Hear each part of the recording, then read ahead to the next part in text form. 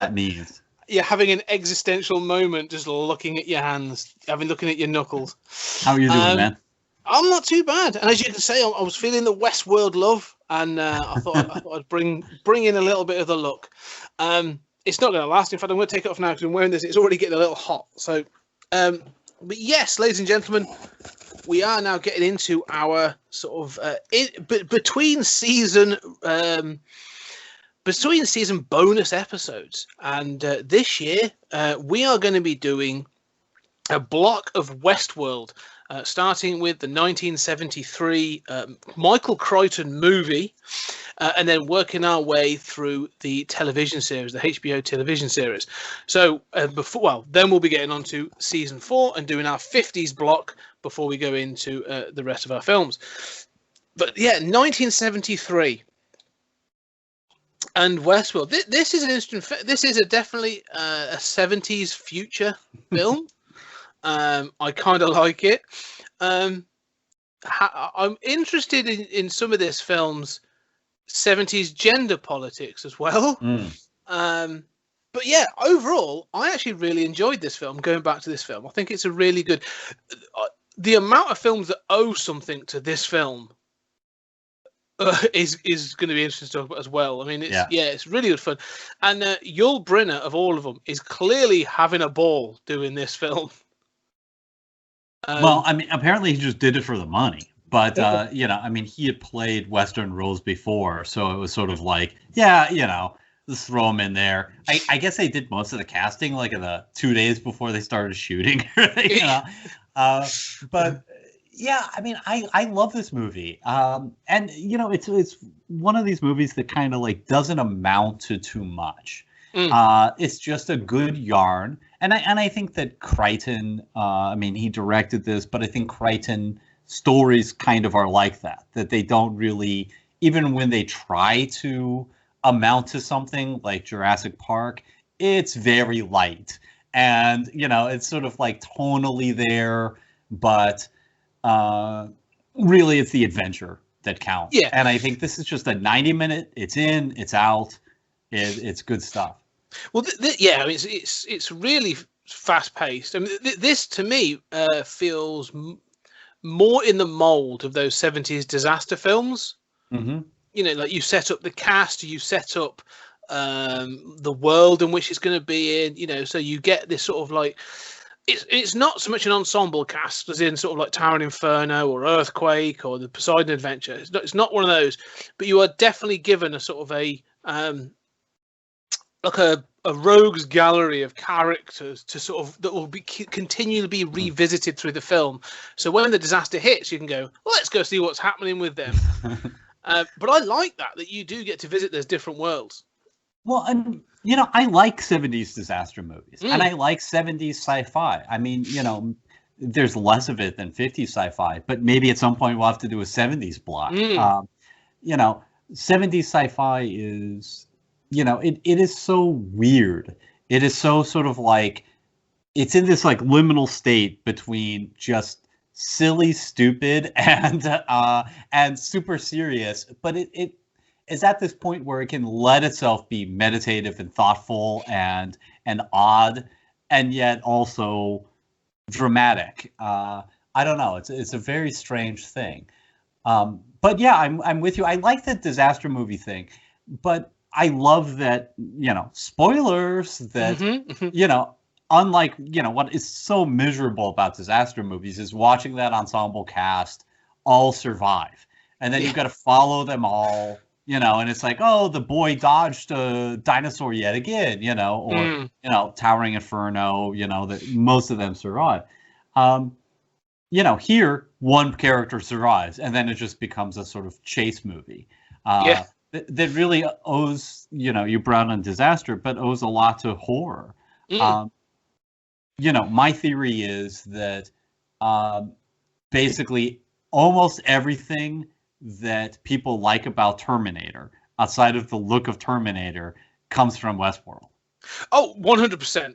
I completely agree. In fact, I will go to, so I'll backtrack and give a bit more information about the film in a sec, but there is a shot in this film And I was watching this on the big screen. I was sat watching it. It's towards the end, and it's when the character, Richard Benjamin character, he's gone into like the main hub, and he's in the, sort of the factory area, and you've got all the other robots lying around, and it kicks to Yul Brynner, and it's sort of an upward shot of him walking down the corridor, and the Brynner sort of goes into shadow, into light, into shadow, into light.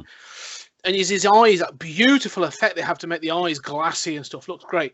And you just have that look. And I was like, wait a minute. And I went and checked. That shot is replicated pretty much perfectly with the endoskeleton of the Terminator when they get to the factory in Terminator.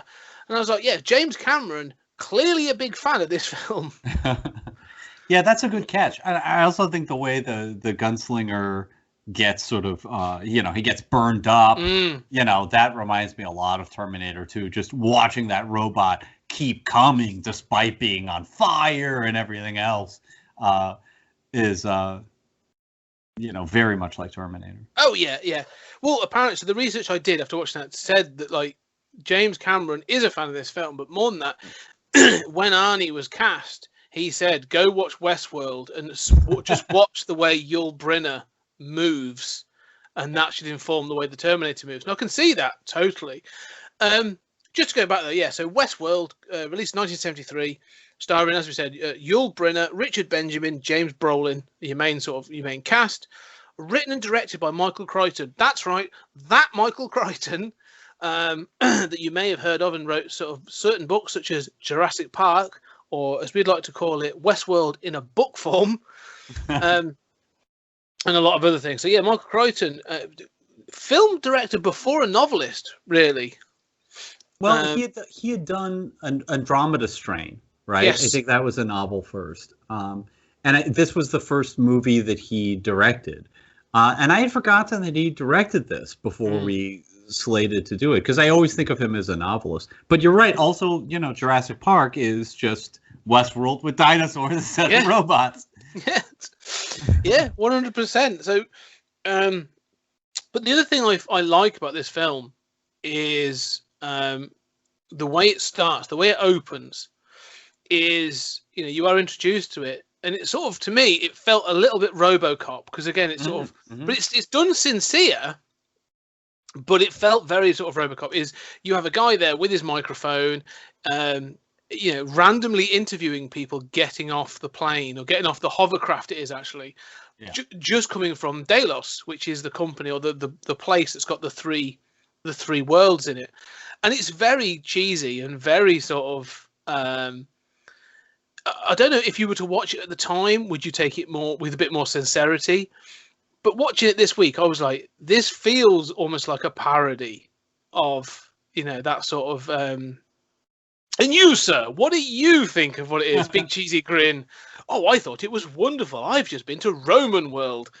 And I love that opening, especially when the camera turns and there's a big group of them and they're all like, yay! So.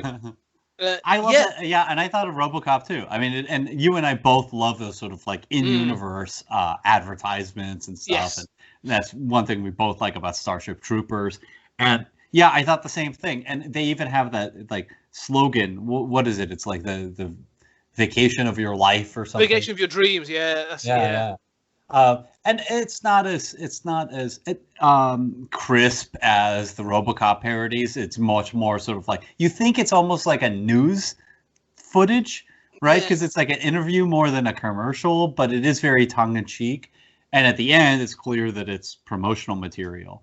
And apparently that was added after the rest of the movie was shot. That was like a very late addition. Yeah. But it's such a brilliant way of, and then you cut to WestWorld and you have sort of like the sound of technicians. And I think all of that is just really well done. Yeah. It's just the first sort of 10 minutes of this film, before you even get to WestWorld, there's just something about I really enjoy. It's very kitsch in some ways. And they're going for sort of weird tones. Like they say, they move from that to a pair of sunglasses mirrored sunglasses, reflecting the world, that this sort of barren desert disappearing underneath them and stuff. And it's very stark, and it's the way it's set up fills the screen, and then you realise that's the pilot of the hovercraft, and then it sort of passes back into the hovercraft, and it's like some sort of like it's like a 70s like lounge area. Yeah. Where people are all sat around, you know, sort of like, yes, I'll have some of the Sincere before I port into Westworld, and that's where you get to meet your sort of your rogues gallery of characters. But I just love it. I just love the feel of it. That, you know, again, you get the information about what Delos is and the worlds, and you get to meet your characters. And James Brolin in this is just sort of like, you know, he's so sort of.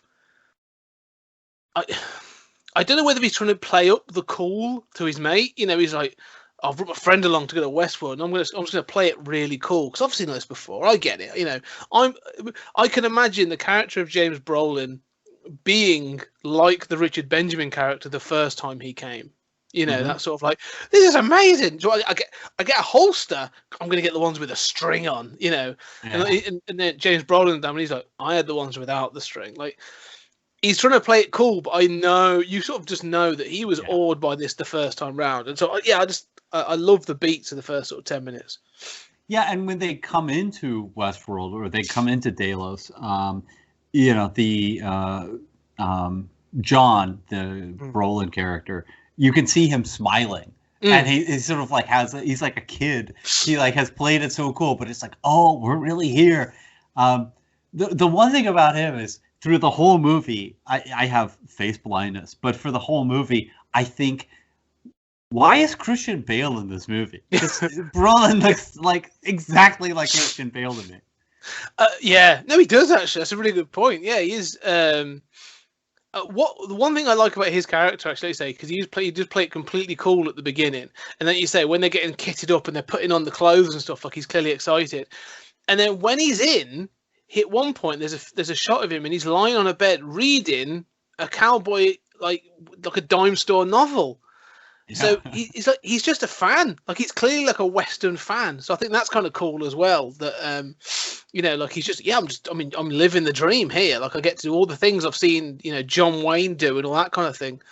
And it's clearly that sort of like fantasy, Hollywood version of the Wild West, as it is with the others. You know, like all the three worlds you have, was it Western world, Roman world, and medieval world, and each one is a Hollywoodization of that. I mean, like, you know, you clearly wouldn't want the real, true, authentic thing because it would be horrible. There's a reason we don't still live like that. Right, absolutely. Well, what's funny is And Crichton was apparently very conscious of this, and he was like, "Okay, even the way he shot all three worlds were based on different movies about those worlds." But what's funny is there's a lot of dialogue in the movie about how, you know, everything is historically accurate, and you're like, no, that's not really what they're going for. Yeah, and, that's a really good point, actually, especially sort of. Now you mention it, and I think back to the way that medieval world in particular is shot, definitely goes back to, and the fight towards the end, you know, it feels very Errol Flynn and, you know, those sort of medieval dramas. Exactly. Yeah. No, that's a really good point. And that's actually, I like that because it brings that sort of thing to life.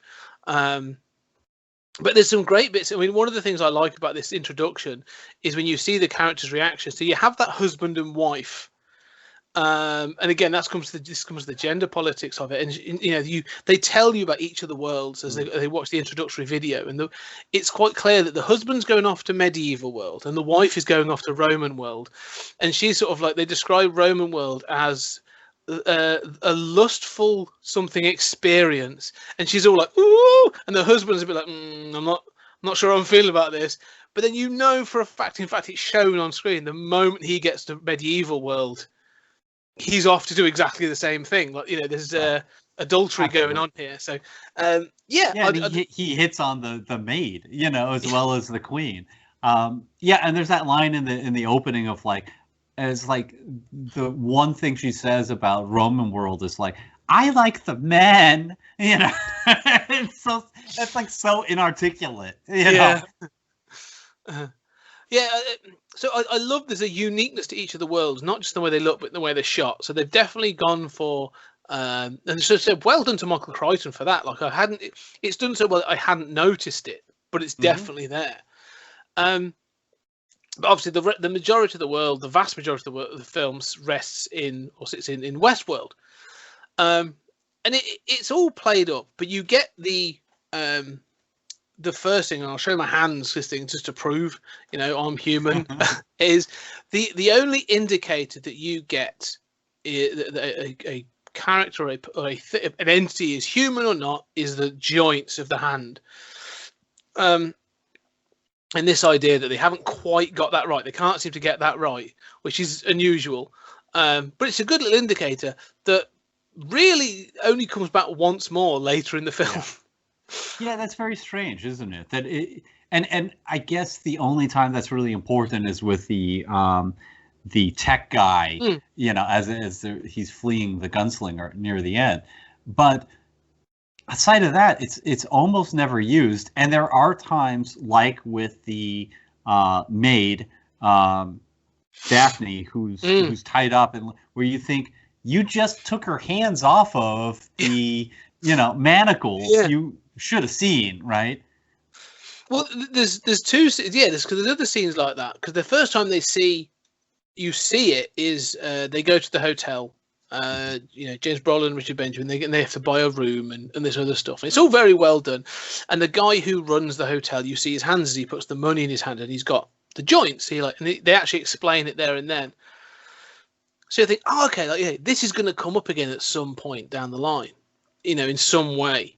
And at one point they go to a brothel, and there's a massive punch up. Mm-hmm. And at some point, I'm like, someone's going to stop them, or someone's going to stop a punch and go, whoa, look at my hands, don't punch me in the face. Nope, never happens. Like they could be throwing living people through windows. They could be doing all glassing people. And at one point, I'm like, this could go very wrong, even without the robots going haywire. Like I'm pretty sure the risk of people getting hurt is pretty high in WestWorld in particular. I mean, first of all, don't you want to go to WestWorld, though? I mean, it's so seductive. It's so, like the idea of being able to have a little bit of danger, but having this, robot snakes. That's awesome. But what you said, I thought about, too. And I think it's there in the TV series, too, that, there are these kind of logical problems. And how do you keep the gun thing is the guns are programmed so they can't fire on another human.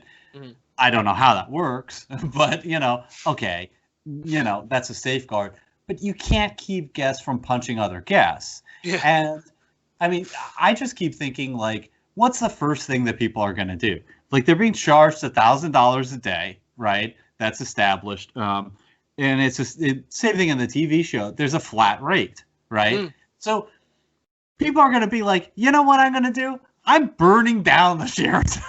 I'm going to burn down some buildings. I'm going to just, just destroy stuff, start stabbing people. Knives don't work the way those guns work. Yeah. Guests are going to be burned and stabbed and mutilated and run over by carriages, if not by horses. I mean, it's very unbelievable that you could really keep the guests from getting injured. Yeah, there's so much that could go wrong. I think you do, because at one point, like you say, watching this film, I know that Yul Brynner, the gunslinger, is a robot. Is the horse he's riding? I don't know. It's never addressed, because you've had a robot snake, So is the horse real? If it's not, that's a robot riding a real horse. Like that, there's some really... No, the horses are robots, because you see one being repaired. That's true. Remember, yes. They take that one away. And the snake is a robot, and you do see, a horse being repaired. It's like, sometimes it's funny. It looks like a paper mache horse in a few scenes. But, so that actually makes me wonder, I mean, first of all, it might be cheaper to use real horses, but it makes me wonder, if all the robots have rebelled to the point of the snake biting him, why does Peter ride a horse out and doesn't that and horse gets away? Go like throw him into a ravine or something? Yeah, that's true. Yeah, it should happen, shouldn't it? Yeah, as you said, there's some logic gaps in it, but it's like I said, the world itself I just like you say, logistically, the world would be too difficult to control. I mean, I'm sure, like I say, eventually there'd be ways of doing it. But I do love the idea of sort of this ability to go into a faux reality, this sort of fake reality, and then just live out a fantasy. I think it's quite telling as well that in the film, they keep leaning towards characters wanting to become the sheriff, as if they're sort of like noble good. They get the guy with the glasses who wants to become sheriff. And all I kept thinking is, if you're in the Wild West, no, you want to be an outlaw. Yes. Like, if you've been downtrodden in your life and you want to, no, you are becoming an outlaw and you are going to run roughshod over this world. That's what you're going to want to do. That's something that like Jurassic Park can't get at because of the differences. That one of the things that fascinates me about WestWorld, and I've always liked this movie, is that it becomes a way to sort of play out fantasy and also play out character. And they get into this, I don't want to bring too much of the TV show into this. I certainly saw this years before, and I was super excited that they were going to do a reboot. But it does play out character that, and I know that's true of me too, right? Like, I mean, I would be like, well, these are robots. I'm burning some stuff down. I mean, people would go crazy even more so than is depicted in this movie. And I think that gets at, if you believe that that's true, that gets at this kind of like, Freudian interpretation that really society is repressing all of these, violent and sexual instincts. And really, when you give us carte blanche and you put us in this world where actions don't have consequences, the first thing we want to do is act out of this repression to engage in sex and violence and abuse.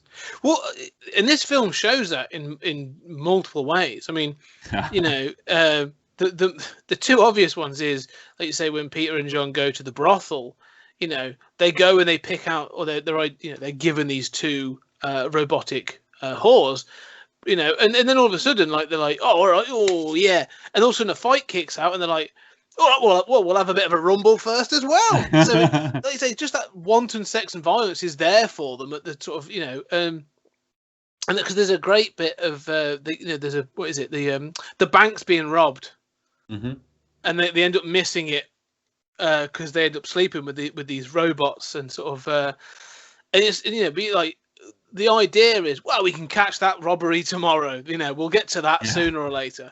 But more so, I think, in medieval world, when you follow the guy around and you say he's sort of having an affair with the queen, and she says, no, I can't right now. I'm, the king is about to do whatever. So she sort of like spirits away, and he walks to the door and meets Daphne, and he's like, well, if I can't do her, I shall do this one instead. And then when she refuses him, because obviously that's the problem that's sort of being introduced. But when it goes back to the center, and we'll get back to this sort of the control center, and even they're confused. They're like, well, that's interesting. She's a sex model. Like, she's not supposed to refuse anybody. And so you literally could wake up in the morning, but what should I do today? Wanton violence and raping and pillaging. Like, I could do whatever I want. And like, it's interesting. Off air, we were talking about something about the social contract. And, because you live there, so you sort of live in a society and you live in a community, so you have an element of a social contract. And how much of that would apply when you rocked up to this world? Like, do you sign a waiver that says you can do whatever you want, but whatever you damage, we'll cover, you've got to pay for? And I'm like, well, if you're going to be shooting robots, then I don't think that really works. But no, and I don't think that there is that sort of coverage. I mean, because you want to destroy things. I mean, that's the whole point, So, I mean, there are some.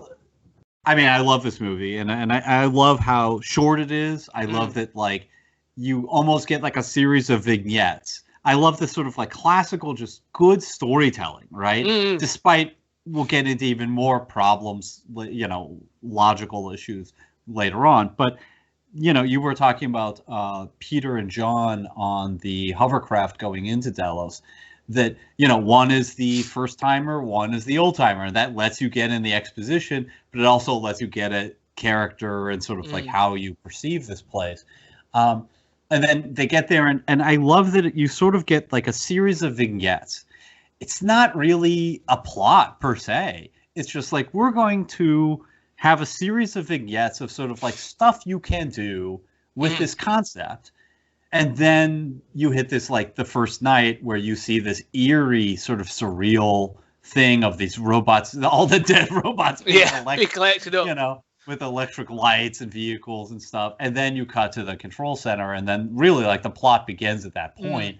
And then at the back end, you have like 30 minutes of, robots going wild and just destroying stuff. And it ends up focusing on the chase with Yul Brynner. But, that is so economical. It is so, if this were done today, not as a TV series, it'd be like a 3-hour-long movie. Yeah. Think of how interminable like a modern disaster movie like 2012 is, right? Where it's just like, how many plots do you need? How many little like just nonsense do you need? I just love how well structured this is, despite the the hands thing is a problem. When he frees the Daphne, he gives her water to drink and she sort of fizzles out. That's not important. You think, oh, finally he's found the way to defeat Yul Brynner. That's just a random thing. There are problems here. But the moment that happened, and I know this thing's in a desert, all right? And it's set in sort of, okay, so rain, probably not an issue. However, if it's going to electrify, they show Roman world's got a big pool. So I was like, surely that's a bit of a flaw. Then if they get wet, and not even a lot wet, just a bit wet, they're going to fuse out. I'm like, that's going to be a problem in one of these worlds. Absolutely, and that's one of the many things that when you. The concept is such a simple concept, and because you get in and get out, and there are many charming ideas and visuals along the way, it's inoffensive. At 3 hours, this is just a cluster F of a movie. But the water thing is a problem. How do they all not know anything about androids? There's always this issue of like, what is the society around them like? If androids have progressed to the point where you can make an amusement park and reliably not have them murder people, clearly androids are everywhere, or at least not rare. Clearly, they have to be told like what an android is, basically. Another thing, like you mentioned the Roman world, you mentioned medieval world and how medieval world has like a plot that continues over multiple days. Yul Brynner is just like, he's shot every day, and they're just like, throw him back out there. I know the same guests are there. You just see the guy you shot yesterday, and he resurrects. How is that really what you wanted? And another thing that bothers me is I love all of the surreal stuff with the night and the lights and the androids on conveyor belts and stuff. I love all those visuals. But I always, every time I get to that, I think, I have terrible insomnia.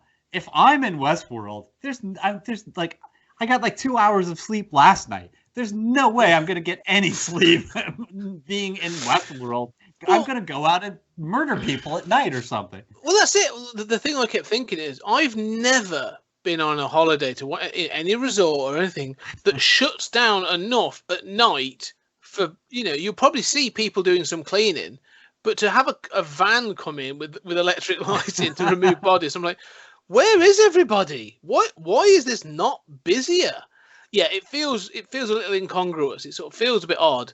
But I love the idea that there is this thing. What it would be, I suppose, again, if you were going to do it, you'd have the big entertainment, wouldn't you? If this was going to be like a real resort, you'd have the people, you'd make sure there was enough indoor late night entertainment. You've got your burlesque or your can and your poker tables and all sort of stuff. So get everybody in, and then you'd probably have some way of getting the bodies off the streets. But it's just dead. It's just quiet. Like everybody's left, and they come in. But it's a cool idea. It's just an easy.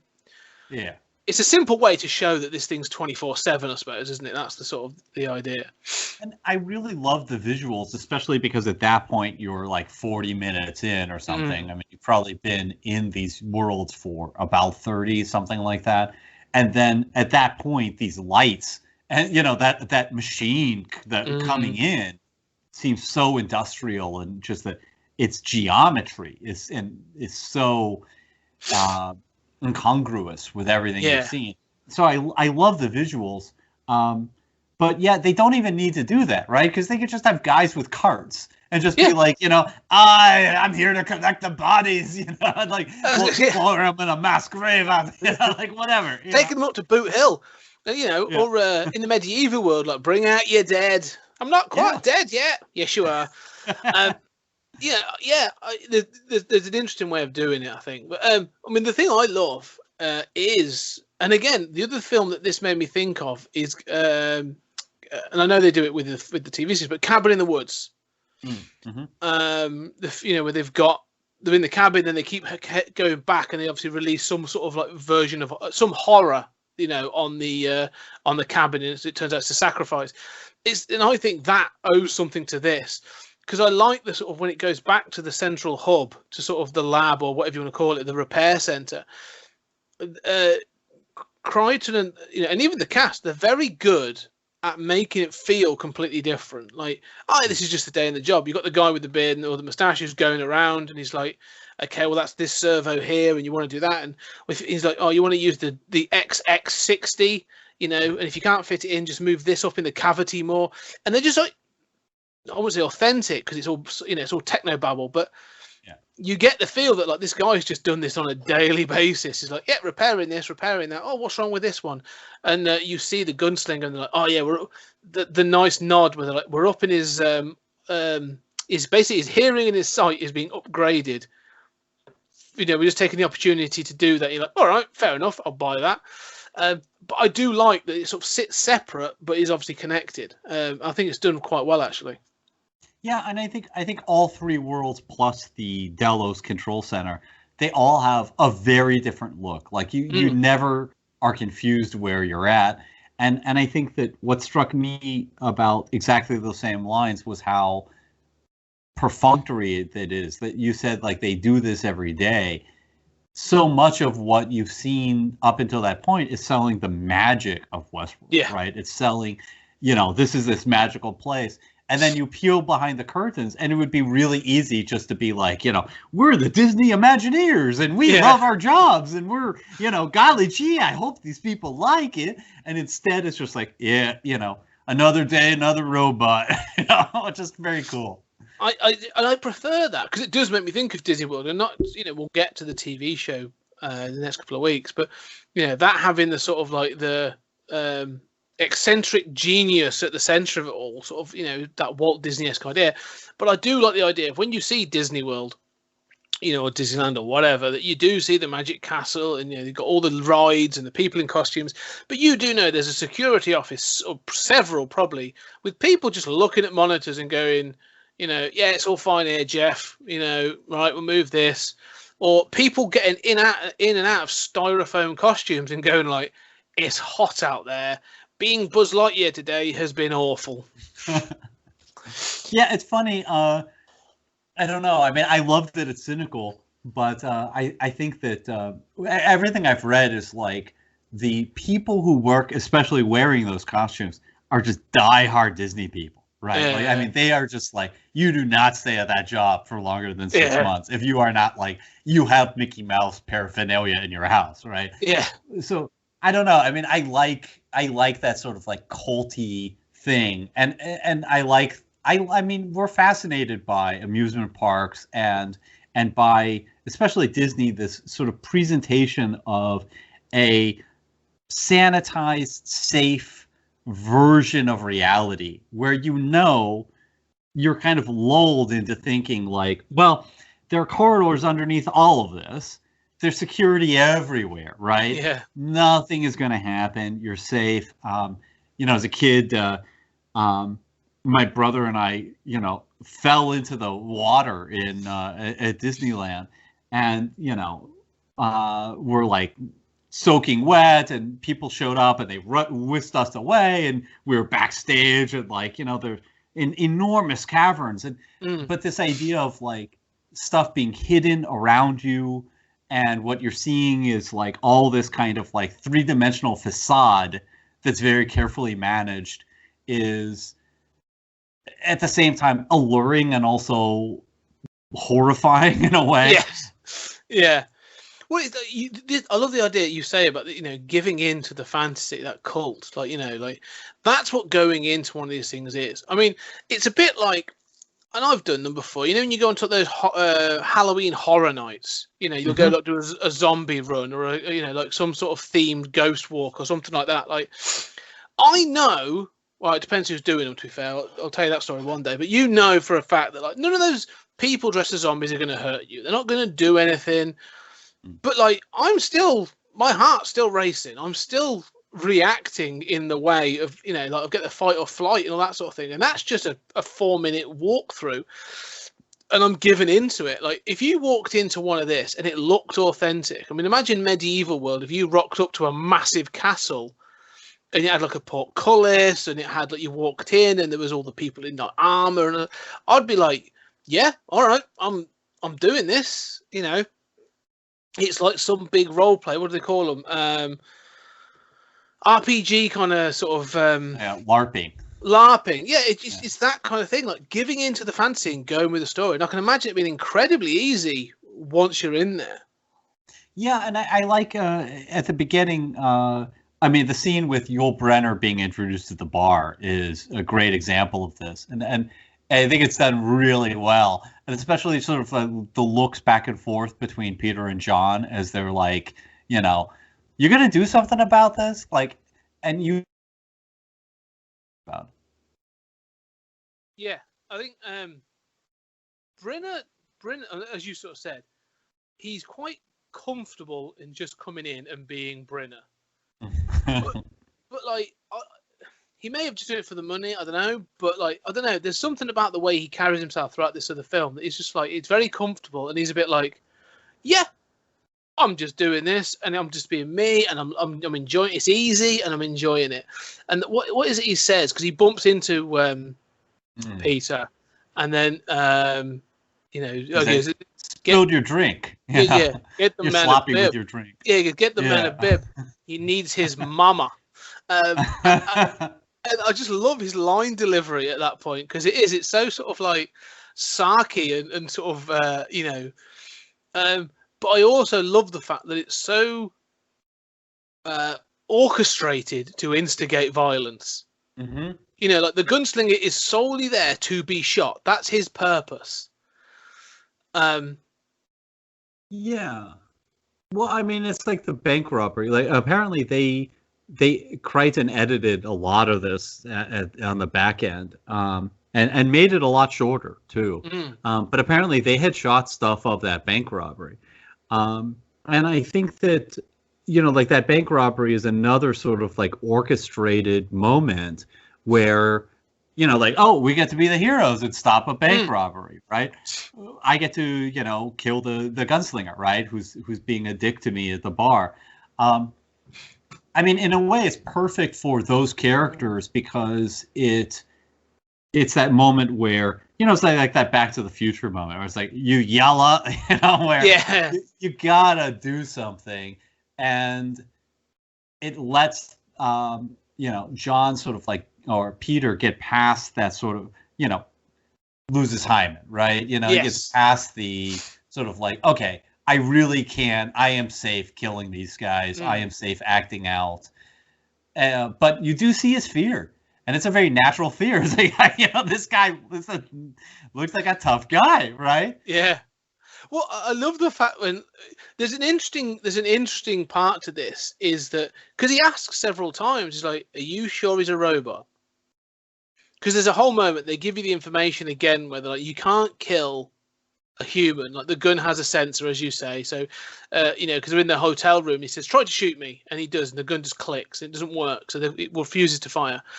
So you can only shoot the androids. So you're comfortable with that, but that comes after the shooting. So there's a moment where he's done it, and he's like, "Did I shoot a guest? Did I shoot an android? Did I shoot an android?" Like you're not entirely sure at first.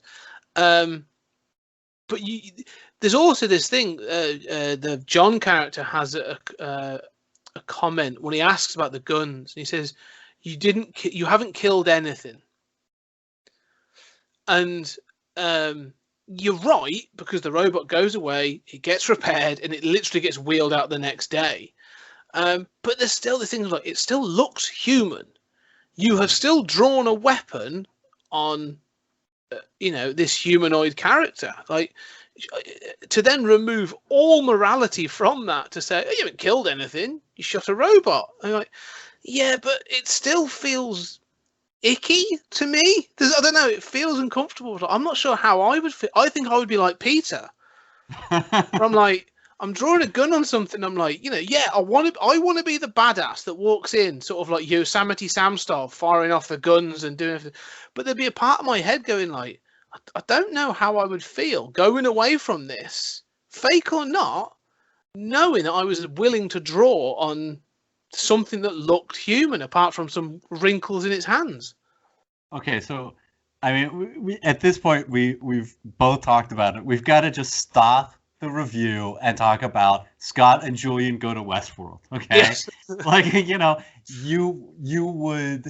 you want to come out. I mean, I'd be like the John character. If anything, I'd be like, you would be worried about me. You would be like, Julian is a sociopath. I don't know if I can, spend time with him.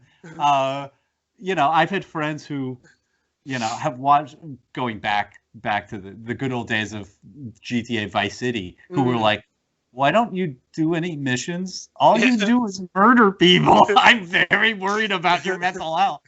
I would just be like, yeah, oh, so the gun doesn't work on people?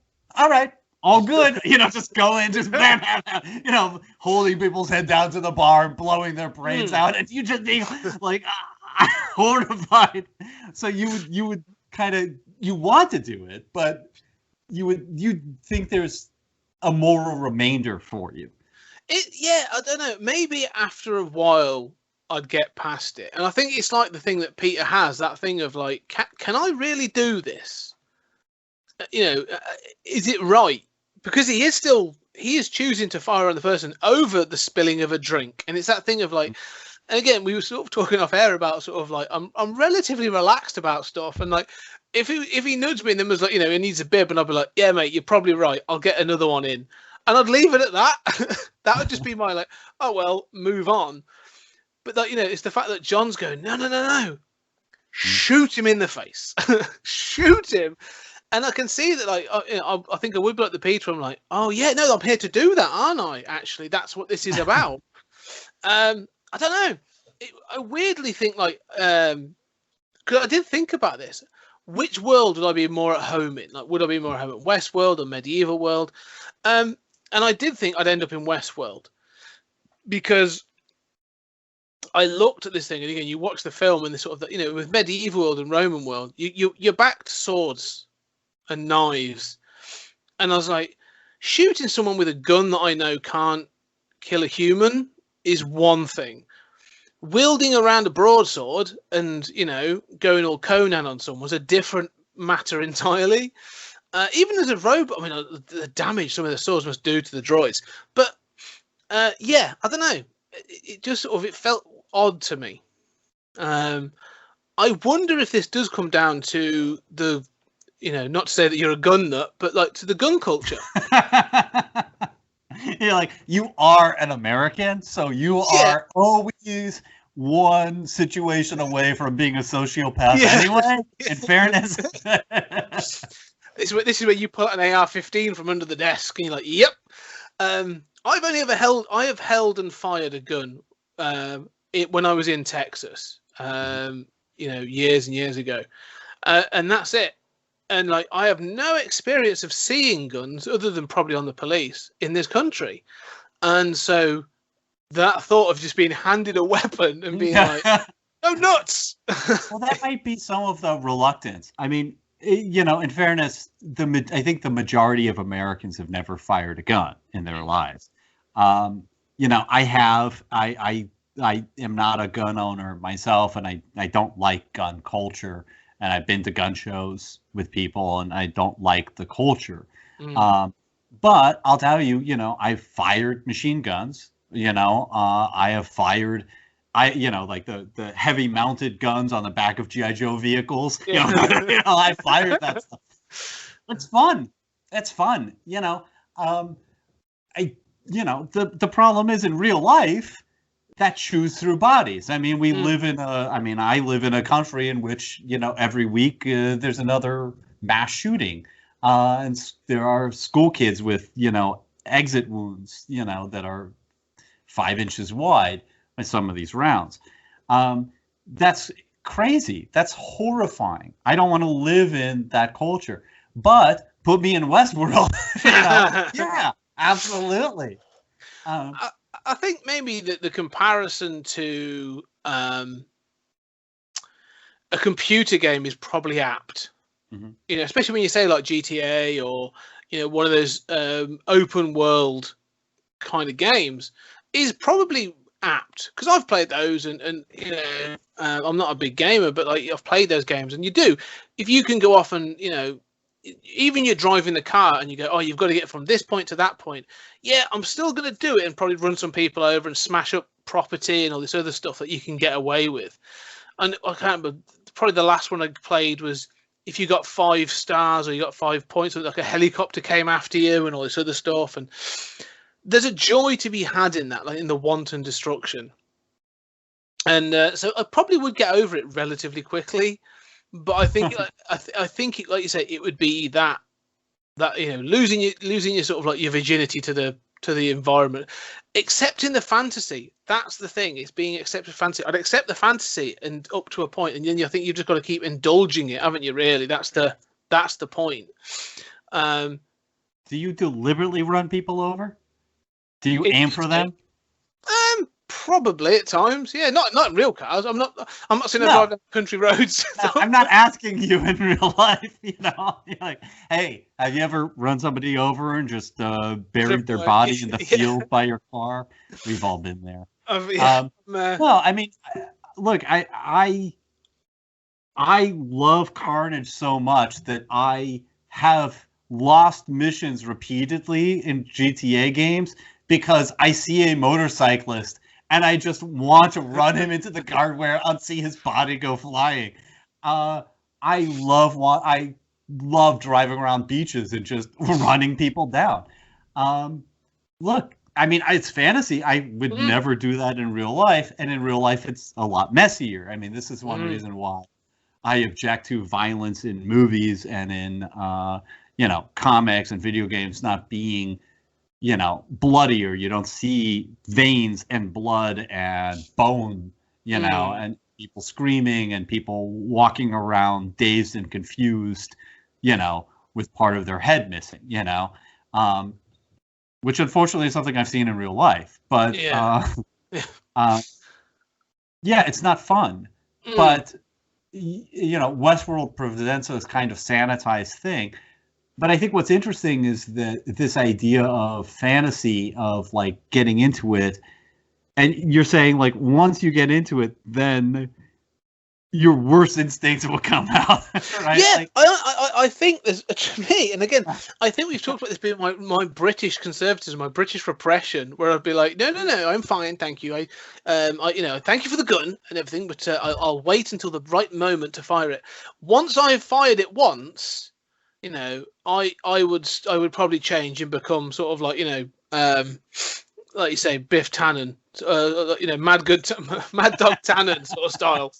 And, there would be a change. But it is.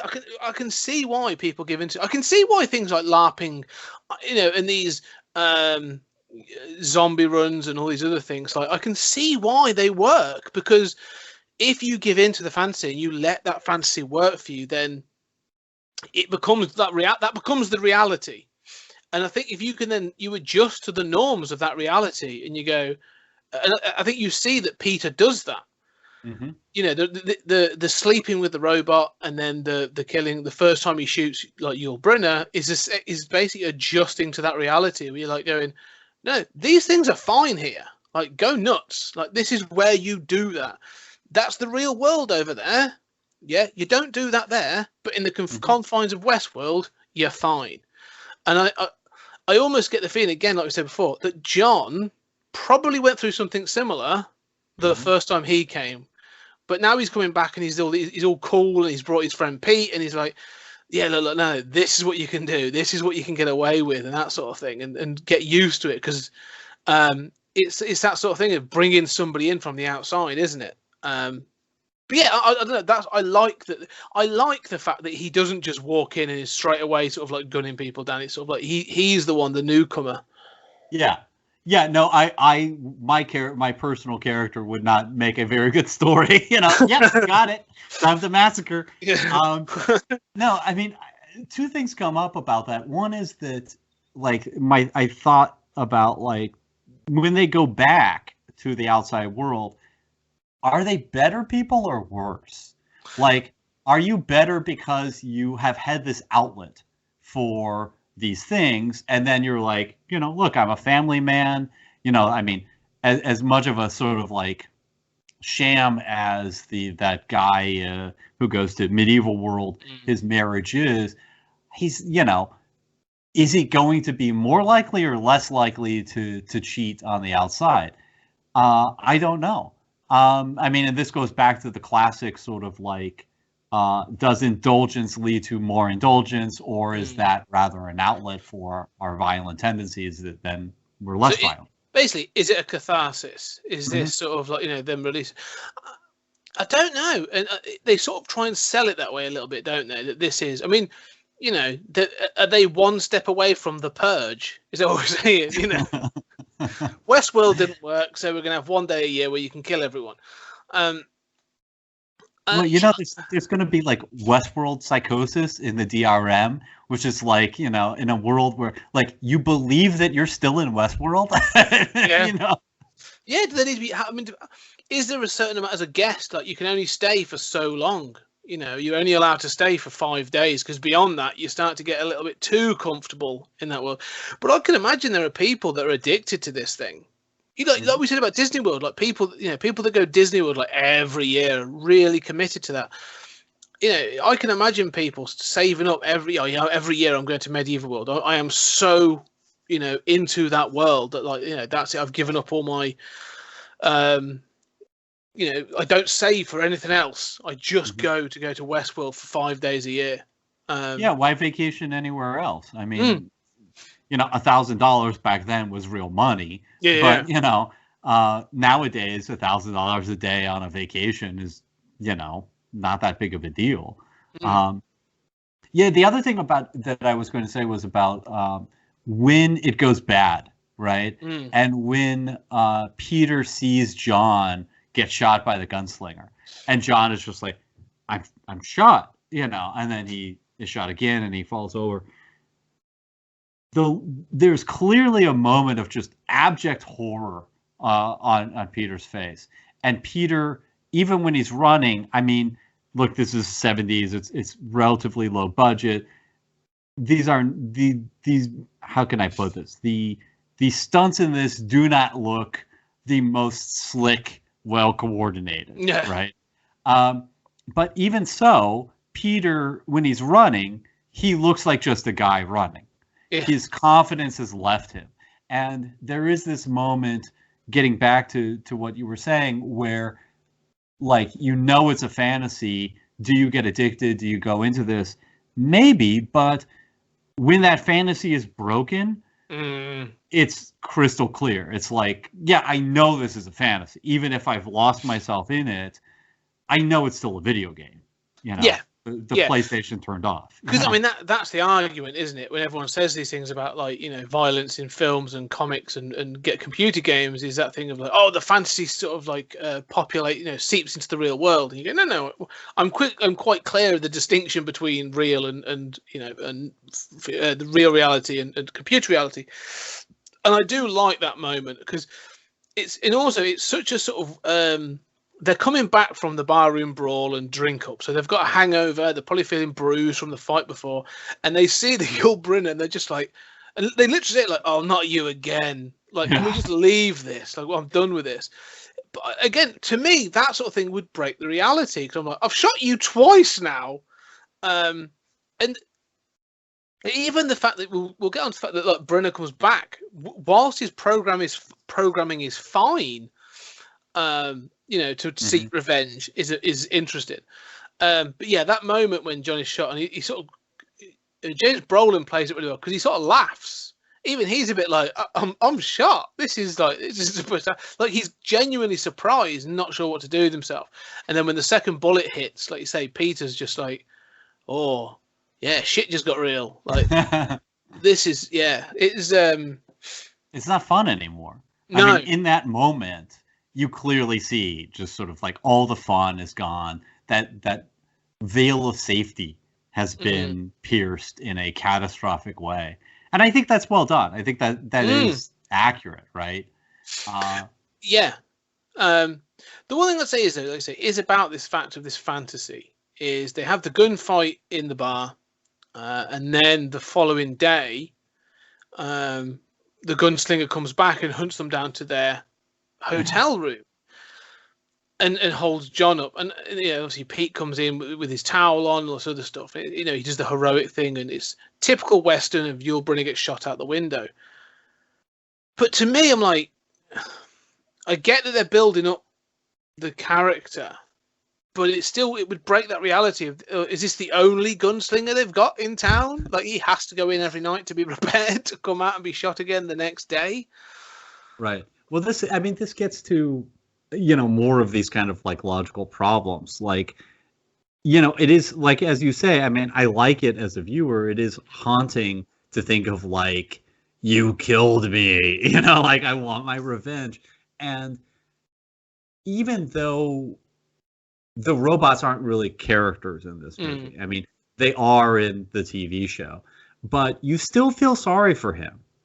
I feel bad for this guy, as they take his face off, which, again, brilliant visual. I love the visual, the WestWorld face removal. But as you see him repaired and you see him laid out, you feel sorry for this guy who just exists to be killed over and over again. So I love the idea, but it is a logical problem because they clearly show, like with Daphne, they were watching her say no and slap a guy rather than, have sex. And they're like, she's got to submit, let's pull her in. That's a big problem. Yet they don't see Yul Brynner clearly angry about having been murdered the previous day. So that must be permissible? I mean, is that supposed to happen? No, and that was the thing. So I was trying to find, when watching it this time, I was looking for the indicators of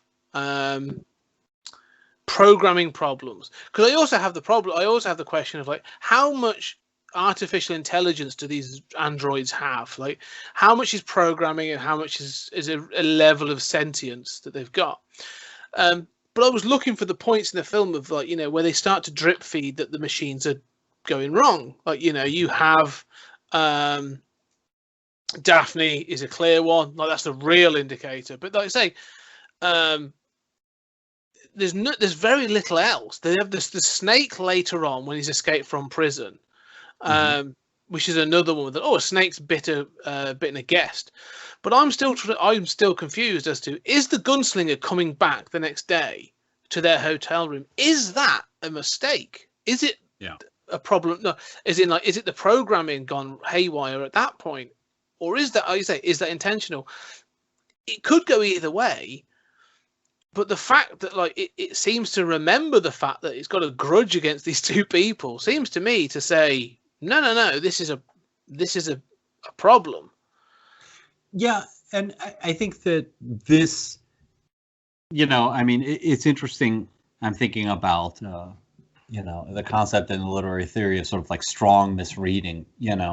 That you're pointing out an ambiguity and a problem with the original. And I would also add, if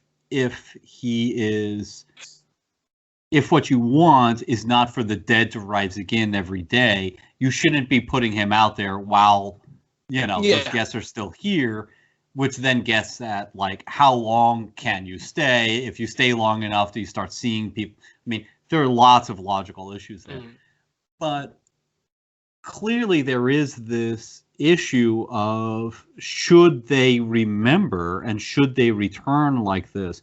And I think that the TV series then looks at that and says, oh, remembering, like, your guest experience should be everybody has their role. You shoot a guy, he's dead. He doesn't come back and remember, like, didn't you shoot me? That doesn't work. That breaks the illusion. So then them remembering is in fact part of that malfunction. And that also allows them to remember their abuse. Here, it's not clear that their abuse is really related to the malfunction and the rebellion at all. You just get, I do like this kind of like cascading malfunctions, that the dialogue about this. And in a movie that is filled with, like, that technology, like most movies in the 70s, has not aged well. I mean, Star Wars has not aged well either, in terms of its technology. But it's not just the old computers, the reel-to-reel tapes, right? The part that I like the best is smoking in the control room. Like, the ashtrays are the most incongruous to me. But also, like, the digital eyesight. This was the first movie to do that pixelation. But it's like, wow, that resolution is like 64 by 64. Like, that's an Apple IIe, what his eyes are like. There's a bit. I was going to say, there's a great bit when he's aiming the rifle at Peter, and Peter's on the sort of going over a sort of the ridge of a mountain. And he's aiming, and you see the digitalized, the pixelated version, and I'm like, I can't see him through this. How the hell are you aiming? Like, it's dreadful. It's a great gimmick, and I love the fact they've done it. But I'm like, this doesn't seem like an upgrade. And the fact they give him like heat sensor later on, heat vision, clearly that was then replicated for the Terminator. This whole thing of the digital vision is, again, replicated for the Terminator and done better. Like, they've sort of fixed it. But I love this idea they do, this seeing from the POV of the gunslinger. I think it's fantastic. Sorry, I was interrupting what you're saying. No, and it's really well done for the time, right? For 73. But, but all of that stuff doesn't age well. The best line in this, from a technological standpoint, is the line about them malfunctioning, where the scientist says, some of these were built by computers. We don't really know how they work. Yeah, that, so the idea is like, I mean, and that is just, unfortunately, he says some. Clearly, this is like a throwaway line that's intended to justify, hey, we're not going to give you a whole lot about what we think is happening with this malfunction. But I love the idea, and I think it's quite accurate, that some sort of AI is, designing these robots. They're going to do a better job than humans are. And, as a result, though, we don't really know a lot of how they function. This is beyond us. I mean, we currently have AIs that, that do this, that say, pick a stock, and you say, there's no indication that stock is going to go up. Why are you picking that? You cannot find a reason. And you can poke through the code, and you're just like, I mean, it would take you a year to just figure out why it made that decision, but damned if it wasn't right. Yeah. How did it know that? it's not that it's magical. It's just that the ability of us to analyze it organically is very limited. And I think that is, from a technological standpoint, like such a standout good line in a movie that does not age well from a technological standpoint. No, I agree. What I would say ages well, though, is because I agree with the technological stuff, is very sort of its era. It still looks good. I love a reel to reel. When I see them on film, like I must admit, this it's just a good visual. Like, I love them, and I kind of miss, seeing those banks of computers with the lights on and the reel to like. I love all that, and so now when they're like, we've got this supercomputer and it's the size of a phone, and you're like, oh, well, that's really disappointing. Like, I don't care. I want to see this huge banks of computers. But yeah, so that's I love seeing that stuff. But the one thing I don't think has aged at all, and I think it's still relevant, is the approach that they take in the conversation of how are they going to deal with the guests. So there's a bunch of sort of scientists and park owners there, and they're very much like, right, we've identified that there's this problem. Like, if I think they've had at that point the snake has bitten John, and you've had that first indicator of the problems. We've had the indicators of the problem, and they're a bit like, oh, okay, we've had this, and someone says we should shut down the park for a month. Or let's put this down. We'll go into lockdown for a month. All right, let's call it that. And the others go, oh, I'm not sure about that, because they say like, let's evacuate, send everyone home, and we'll shut down for a month, and we'll look at everything. That was what the first guy sort of says, and then another guy says, whoa. Let's just not accept any more guests. We'll say we're at capacity and we'll refuse any more guests, but those that are here we'll just deal with it.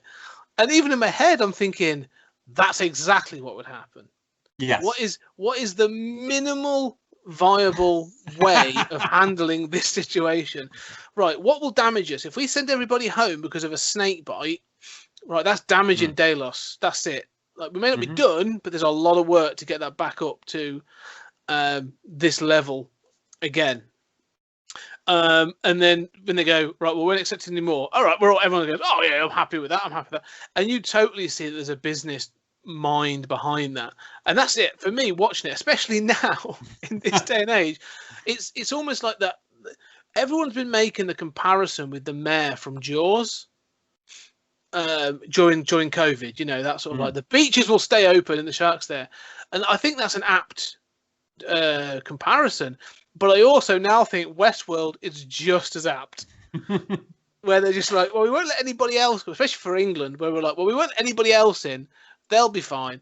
But this group of people, yeah, we'll just try and handle it. We'll give them a minimal tiered system, something like that. Yeah, well, I mean, over here we have states that don't even require masks to this day.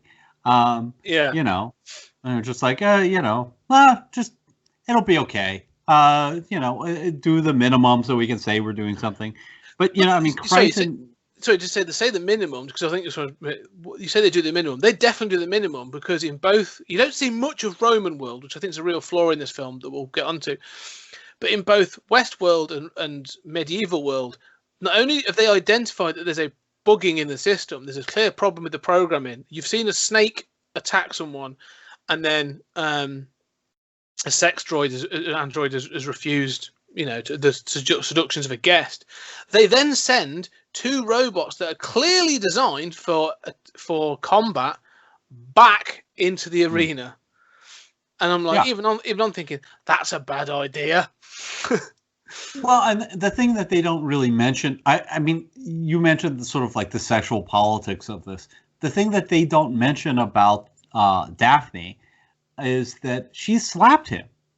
Yeah. That should probably be a bigger issue for you as running this park than that she said no, right? Yeah. Like, his penis will survive, okay? Yeah. You know that about men, right? But injuring a guest and deliberately doing so, that should probably be a bigger deal. Yeah, I mean, Crichton, just about this point, sort of like doing the minimum, Crichton intended this as a metaphor for corporate greed. And, I think, I mean, I live in a country, and, you do too, to maybe a lesser degree, where there are a lot of people who think corporations have the best answers to things, right? Like, why should government do it? Let's farm it out. Corporations do it better, and a lot of people have a bullshit idea of how terrible government is over here.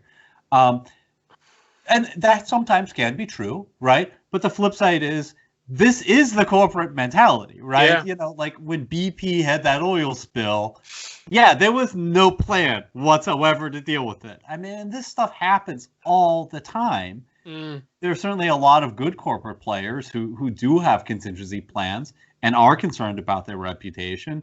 But there are a lot of people who would function exactly like this, if not worse. Yes. And so I think you're absolutely right to isolate on that. It does strike me as dead on. Yeah. And let's say, of all the things that haven't changed, like this is 73, we are almost 50 years on from this film. Still the same. It's still very much the same. And so that scene really did hit home when they were 50 years on, the park would malfunction, and then the government would give Delos a defense contract. That's where we're at right now. Yeah. You can't run a park, but can you provide PPE? Well, the thing about your park is, once they went crazy, I'm not saying it was good that you murdered all those people, but once they went crazy, those robots were good at killing people, and we can think of some uses for that. Can we drop some of those WestWorld gunslingers in Baghdad? Well, the thing is that they touch on that in Jurassic World. So, extending the Crichton sort of world, less so and I think corporate greed is definitely a part of Jurassic Park in the book as well as in the film. When you read the book, the character of John Hammond is less the sort of the fuzzy grandfather that Richard Attenborough brings to the screen. But they do that in Jurassic World, this idea that they have the Vincent D'Onofrio characters there with the raptors going, do you know what? These could do some damage in a cave system in the Middle East, Yeah. And people have sort of gone, oh, that's a terrible, that wouldn't happen. Whenever I've seen it, I've gone, no. If we were to perfect gene splicing and cloning in this way, oh no, don't kid yourself. Like they would be all over it in some capacity for this. So, I definitely think that's the case. I definitely agree with that. Yeah, I do too. You said that you felt, I want to get back to this point you brought up about medieval world and how we don't see enough of it. And I personally suspect that we don't see as much of medieval world and Roman world because of, among other things, the sword problem, that guns, it's the point about like the bar fight, that if you've actually got bladed weapons swinging around, guests are going to hurt other guests. How do you get what do you have, a sword that knows not to be sharp when it hits a human? Yeah. Well, that's the thing. Like, you can't program the weapon. You'd have to program the android to miss or to be slower or to hit softer. I don't know. The thing is, with the worlds, two of them are set up with combat at their heart. WestWorld, you think of the Wild West, and the first thing you think about is gunfights. That's the straight away. That's what you go to.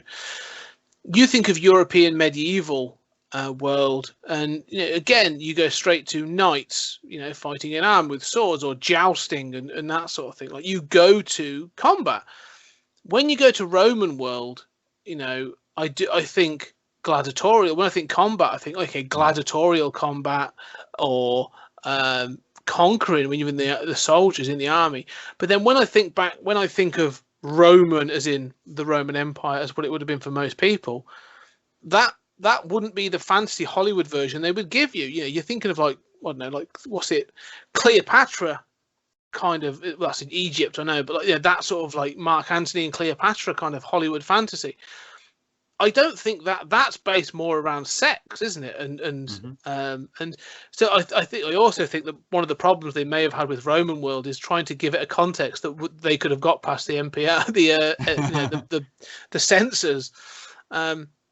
Yeah, because it's clear that Roman World, even from the very beginning of the film, where they call it the lustful, sensuous, lustful experience, like, oh, that's where the ladies go for the men.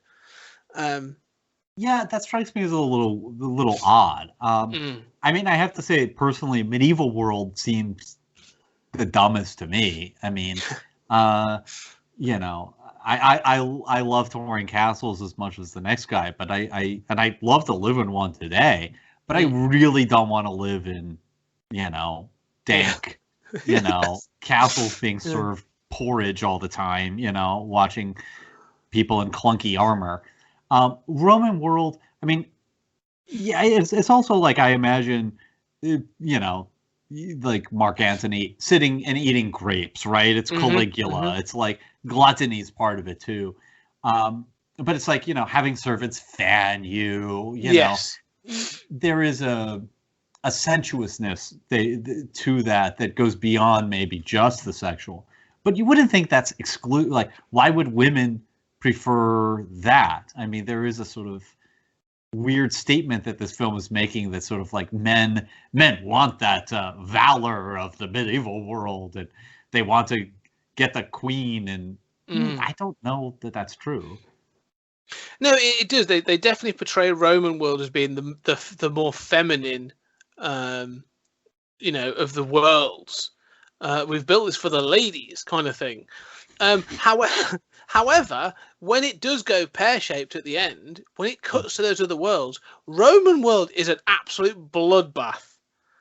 Of all the worlds, that's the one that looks the worst. Like, you've got a guy in a toga being bent over and knifed in the stomach by somebody else, and I'm like, wait a minute, like that, like you said with the knives, that world's gone to, like, you know, gone the furthest in the sort of that fall, really, because the others seem to be set up for combat, so you might be able to defend yourself at least.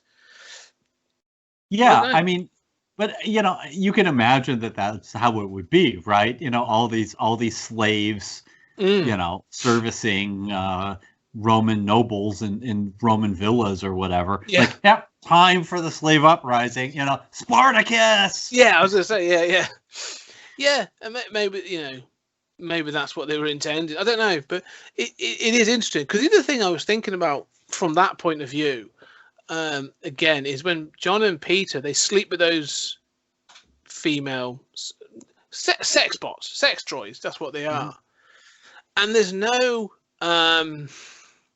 hang up with that, you know. And I know there are certain, like, what do you mean though? Basically they are, you know, the autonomous sex toys. They're not sleeping with women, but you know, it's sort of, yes, I know there are certain sex toys available today, you know, like there's sex dolls, and I know there's the realistic looking dolls and all that sort of thing. But you'd think there'd be more of a, I'm sleeping with a robot. You know, like, it's almost like a stigma's probably the wrong word, but like, have they got past that then? That, like, you know, but again, like you say, when we've talked about this in the past, really, like with Pris in like Blade Runner, you know, like, she's a very different kind of droid because they're a bit more biological, but there's still this notion of like, well, they're not human. I can imagine if this is the case, there must be some sort of like Christian right group out there that's going, you know, sort of like, who'll think of the children, and how, you know, the morality of these things. I don't know. It just feels like they say that when you think of the wider world, have they worked past this notion of, you know, for want of a better phrase, yeah, I'm fucking a robot. Yeah, I don't know. I mean, this takes place in 1983, far-flung 1983. You know, where I remember 1983, where we had those sex bots, which actually is the only reason I haven't killed myself. I'm just waiting for the sex bots to come out. No, I mean, I know what you're saying. Like, is there a hang up about having sex with something that's inorganic? Yeah. And it almost feels like the hang up that we do see is sort of with that couple, that um, he goes off to medieval world and she goes off, and there is a sort of like concern of her going to Roman world, and then he you know cheats. That seems to be more the hang up. Like, what is this? Is this cheating, right? Or is this the same thing as a vibrator, Yeah. Morally? And it seems that seems to be what the movie is saying. Like you said, you would feel shooting somebody who looks human, like, okay. I mean, certainly people would feel like I'm cheating, right? And have to have their buddy say, no, you're not. It's just a vibrator, Yeah. that looks human. What I think is funny is, what I think strikes me most about that sequence is how 1970s it is. It's so amazing how much body types have changed, how much our sexual imagery has changed. You see, like, I mean, if you watch something like, even something later like Best Little Whorehouse in Texas, you think, how are these people going to find clients today? Yeah. The standards of beauty, and they have the sort of like puffy.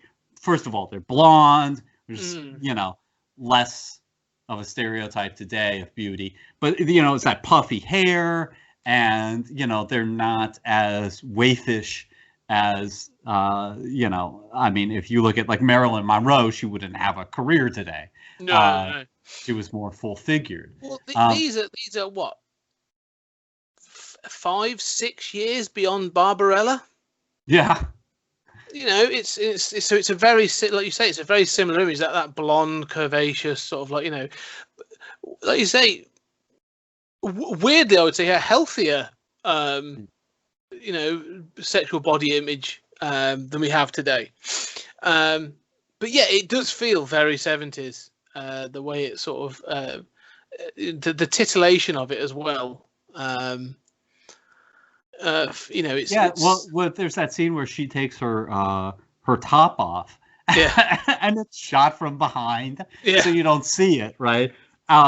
It seems so repressed, and that's also like such a stereotypical shot, right? Crichton is, using these stereotypical shots, like falling out the window and in slow motion. But it feels. Yeah, but it feels like a Western. Like when they, like you said, and I think that's what's good. And the more I think about it, the more appropriate it feels. Like when it's shot in WestWorld, it feels like a Western. And I can't imagine there being a Western where, a brothel's prostitutes, you would see her boobs in a John Wayne film or an Eastwood film or something. Like there'd be that thing of like the revealing it to the cowboy and then cutting away. Like that would be the titillation. And so, and also, like I said, the moment he goes out the window, the fact it hits slow mo as he sort of like back rolls down the roof and stuff is very. That feels very Western. So, yeah, it definitely feels of its era, of its period.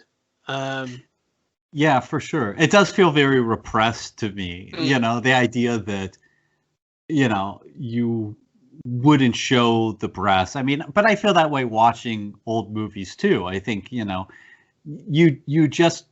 gun somebody down. Why you can't show human anatomy and you got to cut to him smiling the next morning or something, Well, like this comes to the nub of it, doesn't it? Violence is okay, sex isn't. Sex is immoral, but violence is perfectly acceptable to see people gunned down in the street. Again, one of the things to say that about that again is when it goes pear-shaped at the end, and the virus or whatever it is that sort of takes hold. And it's, again, one of the things I do like is it's never fully explained. Like, is this a computer virus or is it new programming? Are they fighting against their programming? Whatever. When it does go sort of wrong, like it goes wrong, like really wrong. And I like the depictions of that like, one of the instant responses is to lock down the control center. And then when they lock it down, they're like, "Oh, now we've lost control of the doors, so we're sort of trapped in here." Like, so it's not just going wrong out there. This is one of the interesting things about this. This isn't like there's no hero in this that's in the control center frantically tapping away, on their Unix system, looking for the right folder to reboot the system. Like, no. Like airport, right? The guy in the control tower. Yeah, or even in Jurassic Park, if you're going to use that comparison, like they get to the control center, Dennis Nedry leaves them to it, but you've luckily got, Christ, the girl, but you get the girl who sort of knows, she's a hacker because that was in the 90s, is able to save the system, save the day. There's none of that in this film. Like when it goes wrong, everyone's a bit like, yeah, no, it's gone wrong. Like I'm trying, but like, right, we've got to lock down the doors. Okay. We can't breathe in here without the doors being open. Open them up. I can't. We're completely locked out of the system. And so it goes wrong everywhere. And so to me, when I see that, because I'm not used to that, I'm used to seeing like an out, whether it be a Deus Ex Machina or whatever, there's usually a way out. There's not. So when Pete runs, and especially when he comes across that mechanic and stuff, and you're watching the violence play out across the other worlds, there's no one coming to save him, and that feels, I like that it is. It's you said about the horror, like, yeah, there's no one coming to save him. He is alone in this. He is literally being hunted by this thing, and there is no one that's going to go like, all computers stop. There's no saving of this at this point, because even if the one thing I say at the end of this film, the one thing I think he beats, because the one thing is there is a Deus Ex Machina, and they've only got a limited power source, and they're off grid, right. So they're all got a limited power source, but you don't know how long that is. So the moment he kills or he beats the gunslinger, like you're still not sure he's safe. Yeah, I mean, yeah, and he beats him really like 3 times. Yeah. But really, your interpretation is that at the end, where we see the blackened, burned up gunslinger, and he falls without a face, that he's run out of charge right then, as he's menacing him. But basically, it's almost the way I read it was everything that's happened to him, like the acid in his face, and then he gets burnt, and then he falls off the high stairs. Like basically, the unit has just taken enough of a beating that it's gone like, yeah, we're beyond repair, and it just sort of breaks. It's that's hit its durability limit at that point, really. Yeah, that's how I interpret it too. So I mean, for me, I would say like that Deus Ex, that easy out, that Deus Ex Machina of running out of charge, is never used. That's not how he gets away from it. And it's interesting, they have this line of dialogue where they're like, the charge could be an hour or it could be 12. And when you see Roman world, all the robots are clearly the gunslinger is the only active robot in all of this, including medieval world. I love seeing, it's a minor thing, but seeing the Queen and the Black Knight on the throne as if like, you what does it mean to have conquered the world, to not be able to enjoy it. But the control room thing, I'm kind of irritated by the air conditioning, the suffocation thing. Like, do you really, have you designed the system to require electricity to not suffocate in a room? That seems ridiculous to me. But I hadn't thought about the point you're making, that there really is no good guy in this movie. And it's not just that there's no rescue. I mean, even Peter, who's as good as this movie has to a protagonist, is not noble at all. There's no heroics. I mean, he just decides, I'm going to save myself. And I mean, the closest to a heroic moment is when he talks to the Delos guy in the cart, and the Delos guy is like, yeah, there's nothing you can do. He's going to hunt you down and kill you. The Delos guy, he should say like, well, he's going to run out of charge at some point. Instead, he basically does the, like, I thought of, it's the guy from the future in Terminator who's just like, yeah, you don't trust me. You can't. You have to eliminate. He will a not T800. stop. You cannot reason with him. You cannot bargain with him. He just will not stop. He basically, but like with like any panicky employee, I like the fact there's a technician because he admits that he's there to fix the robots, and I like the fact there's almost like an employee panic there of like, I hope I don't lose my job. Yeah, I know it's my job to fix these things, but I'm not responsible for this. This is bigger than me. But it's then that Peter says, like, no, I'm not going to give up. And that's as close as you have to like a heroic moment in this whole movie, which is awesome. It is, yeah.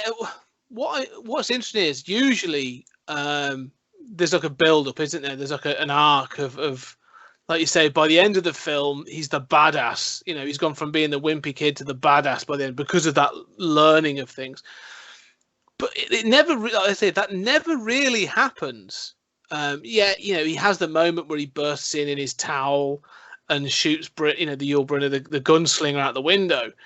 But even then, that's not like, it's play acting. Like, at that point, he didn't feel like he was under threat. Like, he kicks the door in and he feels he's understood that it's robots. Like I say, the fantasy is within its parameters. So he's still it's not a wholly heroic moment. And that thing of just saying surviving is, like I say, it's as close as you get to heroic, because it's not even really heroic. It's just being stroppy or stubborn, isn't it, really? It's like, no, I'm going to survive and I'm going to do this. The fact of the matter is, though, they don't team up. Because the Delos employee is a bit like, yeah, you're screwed. Like, he's coming for you and he will not stop. And like, I can fix these androids, but I'm not going to try and get between him and you.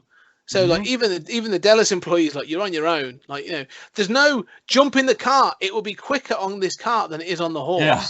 Or right. I know a way back to the bunker where we can do something about this. That would be the new film if this was remade. That meeting would happen. They would team up, and then it would be them two racing against the clock to get to, I don't know, flicking a switch, doing something to, or Peter would then be the defender of the Delos employee. He would be the cargo, and you'd have to get him across somewhere. Oh, I've got to get to this place in medieval world or Roman world to flip this switch. If I can get this key to that place, all the robots will switch off and we'll be safe. But yeah, no, he doesn't. He's just like, yeah, you're screwed. I'm off. Yeah, and what is the point of the Delos guy, right? I mean, he's just there to say, no, you're really screwed. Yeah. I mean, there's no plot point to him. And yet it's kind of, I love that he's there because it is just this sense of chaos of sort of like everything is out of control. It's every man for himself, but it is a way of sort of like ratcheting up the stakes. Yes. And also having the gunslinger kill somebody else. Yeah. Because you don't have that many characters to kill. So yeah, I think that's exactly what it is. It's just establishing the stakes, isn't it? Like, we know what this is, and this is how much trouble you are in, is really what it's for. But like I said, I also like the fact, it's another kill. But I also like you say, that it's about this chaos. It's a breakdown of the rules. You've seen already the care they take. Yes, there's some logic gaps on it, but the care they take to come out at the dead of night, to be as quiet as possible, take away the bodies, and then disappear. Like, you are not supposed to, when you're in the fantasy, you're not supposed to see Delos at all. He's separate from you. And the fact this guy's just sort of like tugging along in a cart, and he has no care that he's come across an employee. Like, if you go back to Disney, idea, like if you were to turn a corner and find someone in a big styrofoam costume without their Mickey Mouse head on, yeah, you know there would be hell to pay. Yeah. You know, I mean, this isn't as bad as that, but like, it's a similar thing where all of a sudden they're out in the open, and you're like, oh no, things have gone as bad as that, right? I mean, this yeah, is exactly the same thing. I mean, this is somebody whose job it is to never be seen. yeah. And all of a sudden he's like, I don't care. It's gone that bad Right. that I'm just doing my best to get out of the way. Yeah, that's a good point. That even his appearance is just a visual sign that all bets are off. Yeah.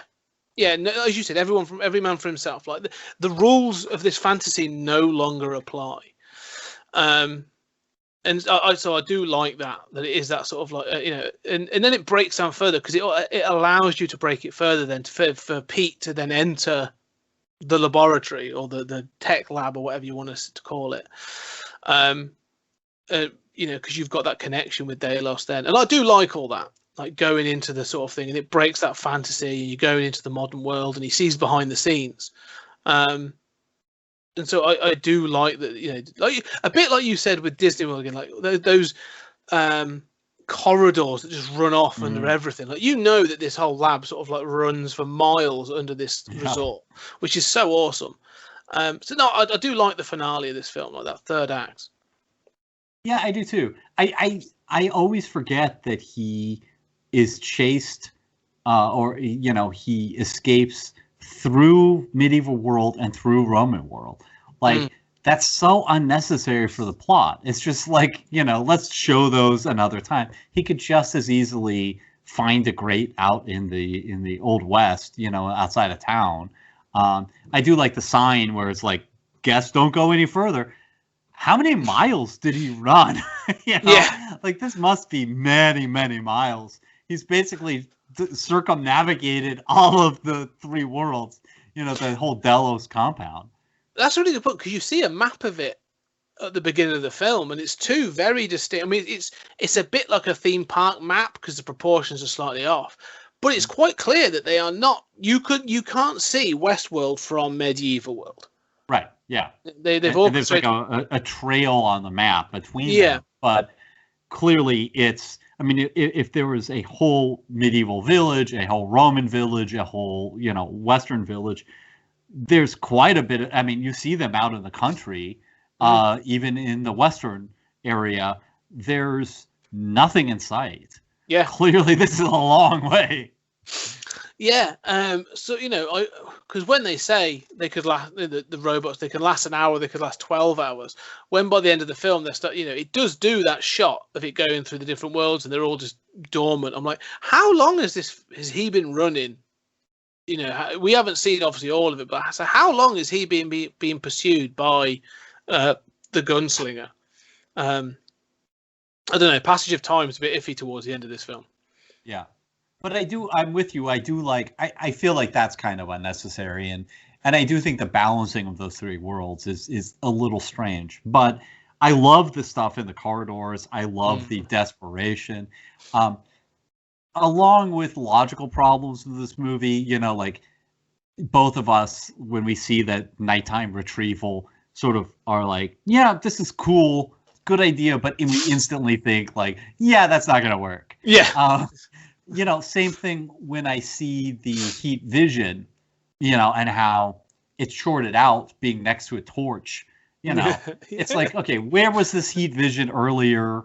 How does this work? And then you see it's shorted out next to a torch. Well, then how does any robot function in the medieval world, which is all lit by torches? Well, that's also his upgrade. They also highlight that they've upgraded him to have heat vision. And you're like, this sounds like this is a bit of a hindrance. I mean, if they were to have robots with this heat vision or this new vision upgrade in WestWorld, they would have the same problem because they still have gas lamps as their lighting system. So they'd still be producing a similar way of heat. So you'd still have the same problem. Yeah, I do like this sort of like callback to sort of Frankenstein, this sort of moment there, and sort of fire, fear of fire and being. But I do love the visual of, so I guess I'm not convinced by parts of the chase, but I love the visual of being underground, sort of the hydrochloric acid, and hiding. Wouldn't he see that you're red hot and all of that. You know, I mean, there's logical problems like that. But I love the visual of both the underground area generally, and I also love the visual of the gunslinger with the melted face and then all burned up and the face falling off. I mean, basically every time the faceplate comes off, I'm totally sold on this movie. There are several, because obviously all practical, and the way they've done it is there's some very good editing and shifting going on in this film to do those things. I mean, when they do show the technical thing, if they go around the lab and they're doing bit by bit, there's several occasions where the camera is sort of filled by a white jacket. You know, you've panned up the body and you've seen one of the characters you've identified. Daphne is one of them at one point, and they're going to have a look. But they do it obviously with the gunslinger as well. It pans up, you see Yul Brynner's face, and then like a white jacket gets in the way, and then it sort of leans back, and then all of a sudden they're taking the faceplate off, and I'm like, it looks very smooth. Like the editing and stuff in it is very good, and it's a very well shot sequence. They do it again and again, but also, like you say, once the gunslinger falls, the burnt gunslinger falls off the medieval steps, and then the turns round, like it lurches. It does that again. The horror thing, isn't it? The sort of the killer's final lurch before it collapses, and his face is gone, and it's a very good effect. And it's very effective because the faceplate's on the floor and it's just this hollow face. It's very striking. Yeah. Absolutely.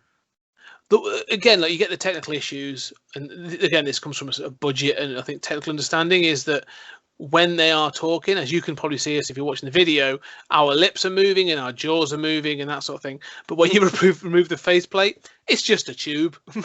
Oh yeah. And things like that. But other than that, like little nitpicks and stuff, I love the designs of some of the robot aspects of these androids. Yeah, and I was just thinking, like those shots. I don't know that all of those FX shots are equally good. Some I sort of think like, you know, I see the edges there, but many of them compare favorably to like. You know, times where they do that exact same thing on Next Generation 15 years later or even 20 years later. You know, so yeah, they look very good. That faceplate is great.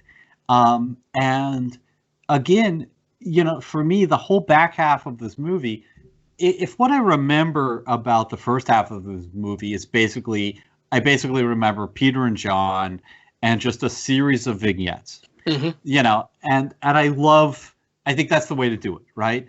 Just give us the cool little chapters. You know, we don't need everything.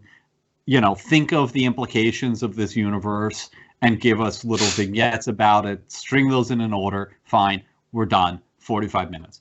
The back end, I just remember Yul Brynner, just, you know, that unstoppable guy. Yeah. And the hydrochloric acid, you know, I don't care. You know, it doesn't really make sense, but I love that he's, you know, it's very Terminator-like. It's just you cannot stop him. His face is melted, you know, he's set on fire. He keeps coming, and you're all alone. Nobody knows. You're out there, you know, eventually authorities are going to respond, but nobody's going to come in time. Yeah. You've got to stop. And that works remarkably well. Yeah, it's really effective. Even up until we reach the laboratory area, the tech area, like being pursued through the desert. I mean, this is the thing. Like, it feels like a Western. You know, like when he shoots John, and then they run for the horses, and they both go off on their horses. Like, it still feels in that Western mode. Like, you know, Yul Brynner's dressed like he was in the Magnificent Seven, like all in black. So, you know, now he's the quintessential villain, and he's going to chase him into the desert. It still feels like a Western.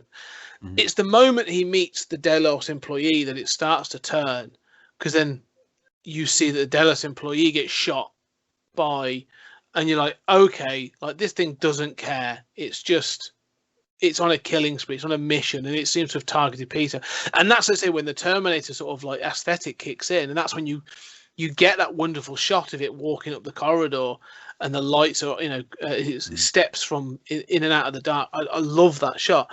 And they have a glassiness to their eyes, though. Once they malfunction, they give it like a glassiness to its eyes. And again, I love that effect. But the one thing I find the most interesting is he's been attacked. He's had the acid in his face, and then he chases Peter further, and he tries to shoot him down, and the gun fails. Mm-hmm. And he looks at the gun, and it says battery empty or battery low or something. And he just chucks it to the floor and carries on going. And then I'm like, well, he hasn't got a gun anymore.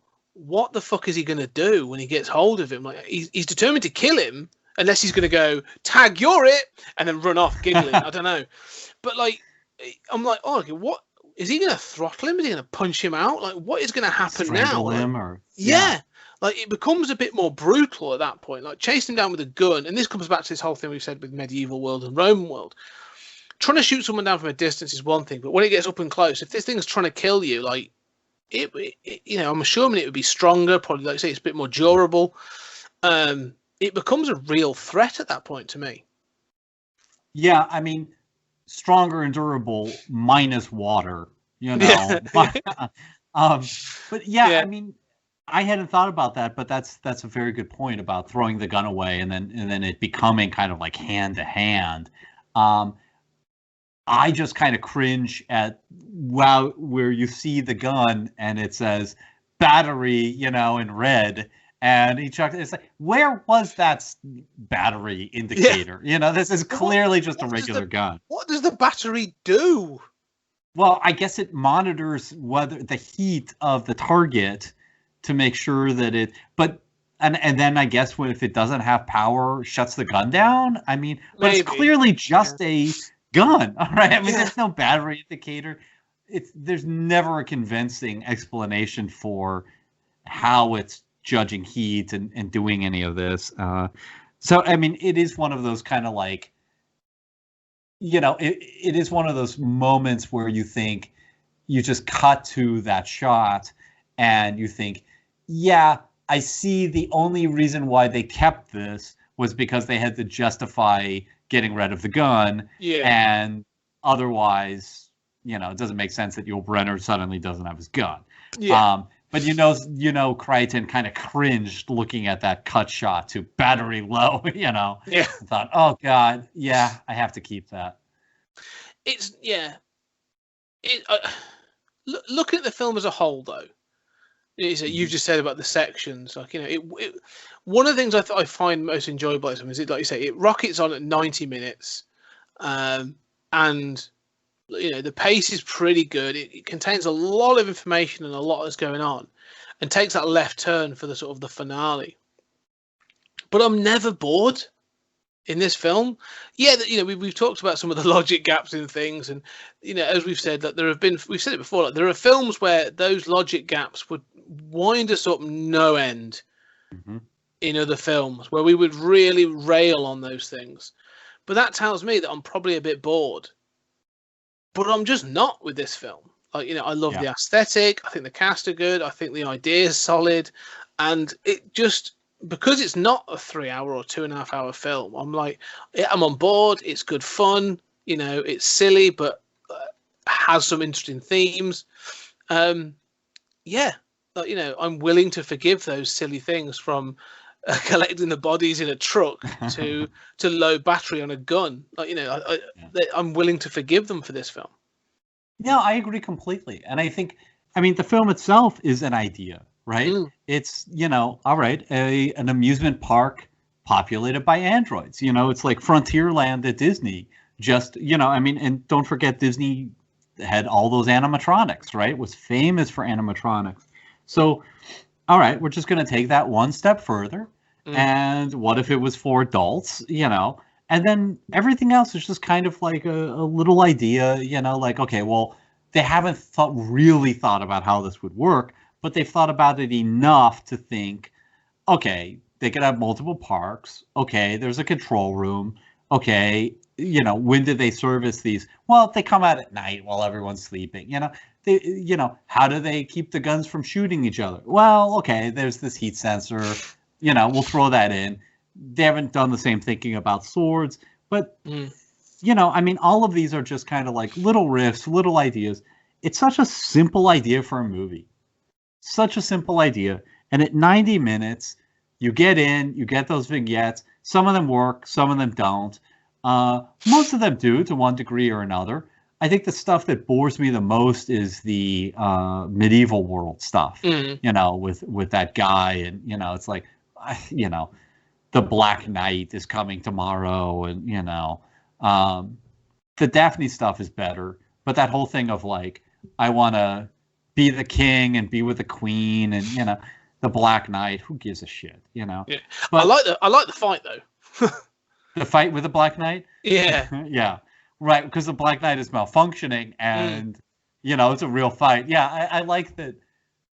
You know, there is a kind of like, beyond the sexual politics, I mean, like somebody could write a paper about like all of the sort of Chekhov's guns in this movie that don't go off. Yeah. You know, we talked about, I mean, like running out of power doesn't really wind up being important.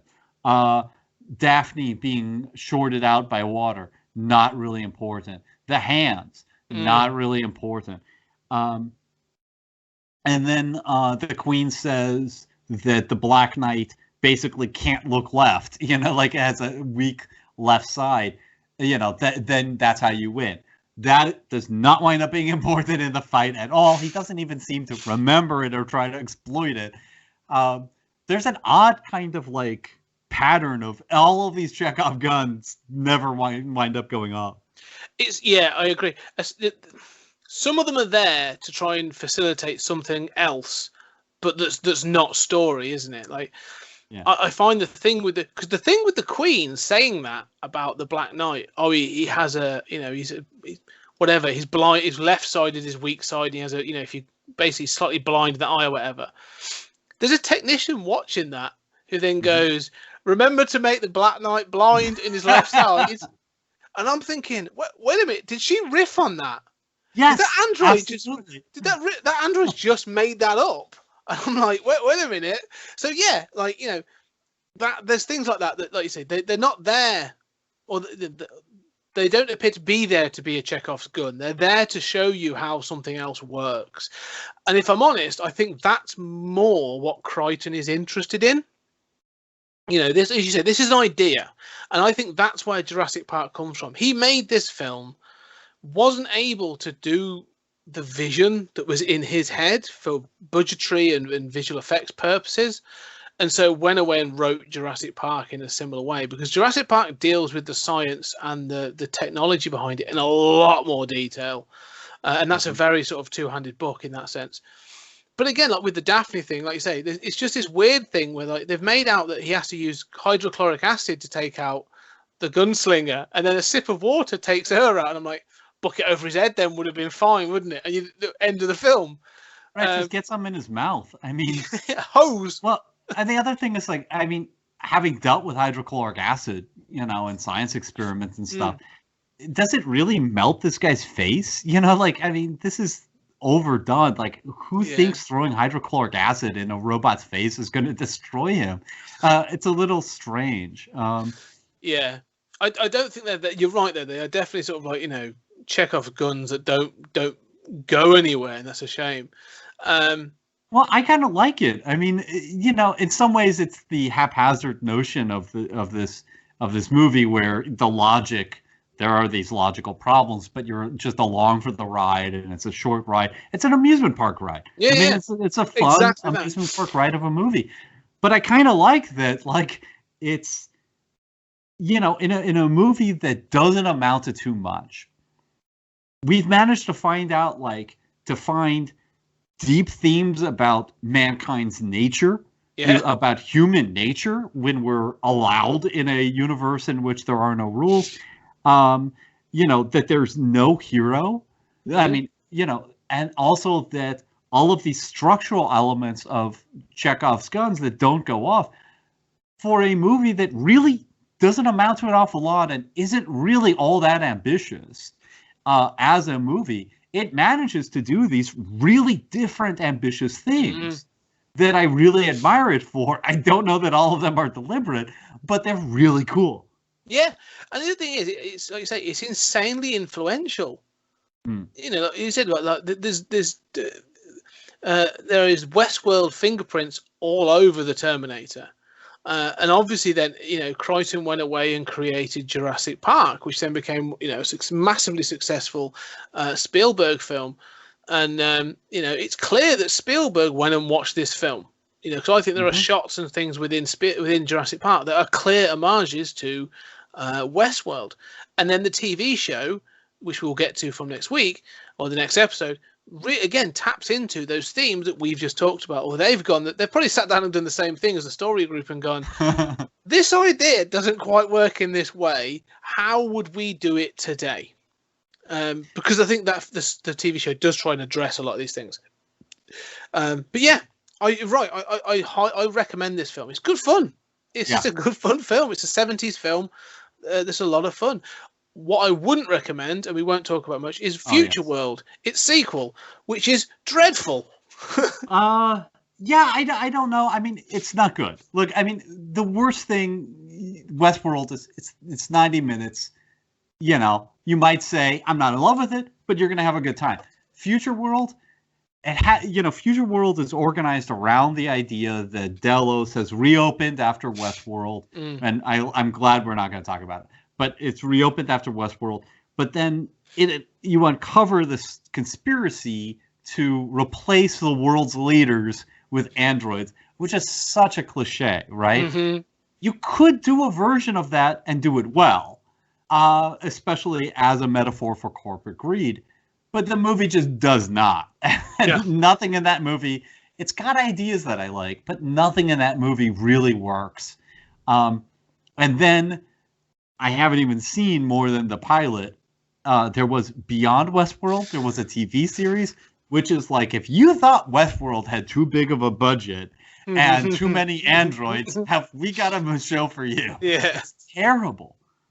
It didn't go far. Yeah, no. I mean, it's one of those, again, the ideas that you can see why people have gone, this is a good idea, but it needs budget, it needs storytelling, and it needs craft and creativity. I mean, to talk about Future World, one of the things was, and this was a direct, as I believe, was a direct note from the studio, is we want Yul Brynner on the poster, so he needs to be in the film.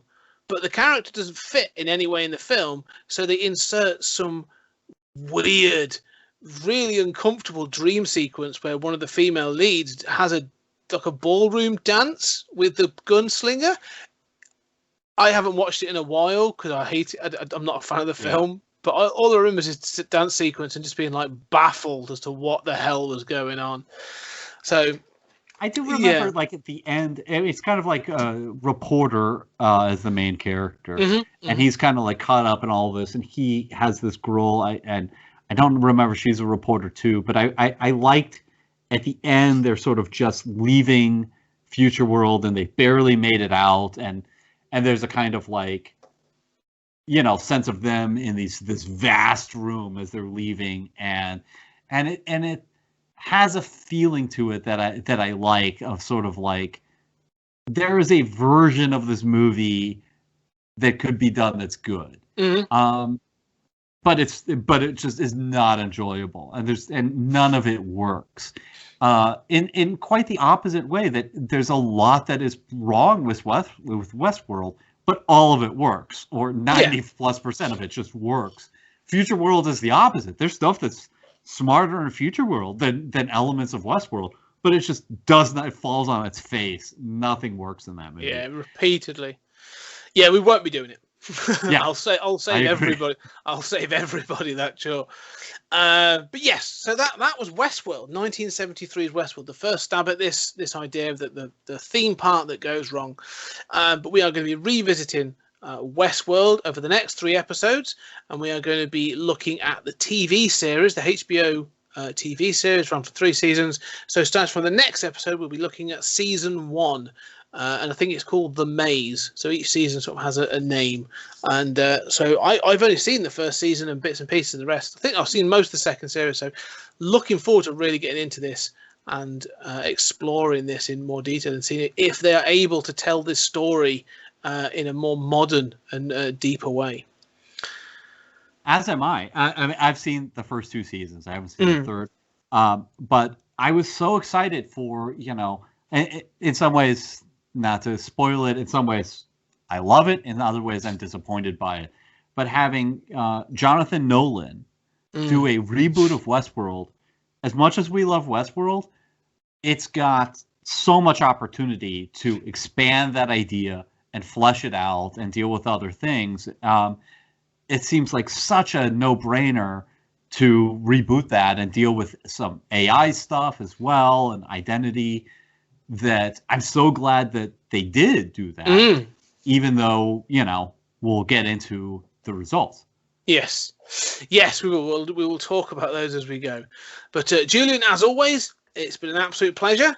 And my pleasure. I've learned about Westworld by talking to you. Yes, me too. No, it's always good. So yes, we've travelled Westworld, and we'll be back in the next episode. So, ladies and gentlemen, thank you very much, and we shall see you again soon.